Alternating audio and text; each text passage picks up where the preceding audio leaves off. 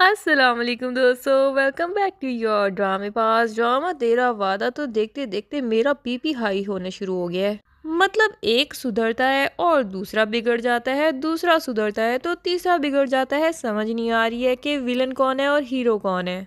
ये नागिन के मुंह वाली नगीन अभी पिछली एपिसोड में थोड़ी सी भोलू लगनी ही शुरू हुई थी कि इसने अगली एपिसोड में अपनी औकात ही दिखा देनी है। मतलब ये सैम को अपने घर सिर्फ इसलिए लेके आई ताकि शहीर के सामने एक अच्छी और बड़े दिल की औरत बन के दिखा सके, और उसके बाद ये सैम के ऊपर कुछ ऐसे हमले करने वाली है कि सांप भी मर जाए और लाठी भी ना टूटे।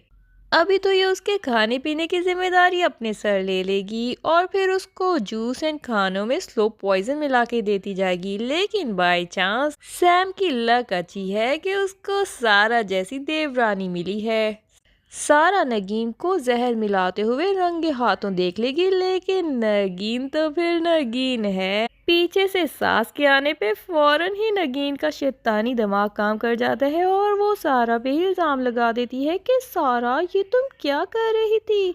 ओए माँ, तुम सैम को इसलिए जहर देना चाहती हो ताकि इस घर में पोते पोतियों की खुशी सिर्फ तुम ही दिखा पाओ।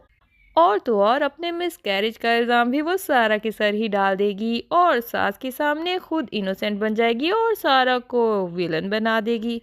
अब शाजिया बेगम और शहीर में से विलन कौन है ये तो मैं डिसाइड ही नहीं कर पा रही।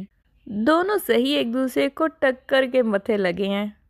मतलब इधर शाज़िया बेगम को कुछ ज़्यादा ही सासू माँ बनने का शौक है कि उन्होंने घर को तो एक थाना ही बना दिया है जहाँ का एंट्री पास भी उनकी मर्ज़ी से ही होगा और एग्ज़िट पास भी उनकी मर्ज़ी से ही होगा। अब ये नगीन तो एक घरेलू लड़की थी, तो चलो ऐसी सास की हमेशा फेवरेट बनने की कोशिशों में उनकी बातें मानती थी, और सारा तो वैसे ही भोलू सी है इसीलिए वो हर किसी की बात ही मान लेती है।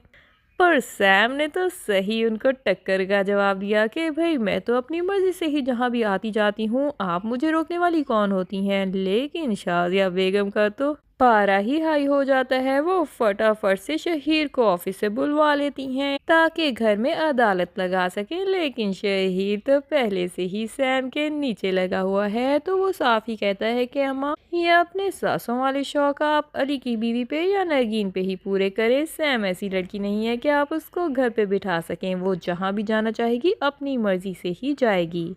और रही बात इस घर से जाने की, तो इस घर में मैं भी बराबर का ही हिस्सेदार हूँ। यहाँ से तो आप उसको नहीं निकाल सकती। अब इन दोनों जिद्दी माँ बेटों में से कौन अपनी जिद को छोड़ता है, ये जानने के लिए हमारी नेक्स्ट एपिसोड्स का इंतज़ार कीजिए। तब तक के लिए अल्लाह हाफिज़। वीडियो पसंद आई हो तो लाइक एंड शेयर कर दिया करें और चैनल को सब्सक्राइब करना ना भूलिएगा। Thank you.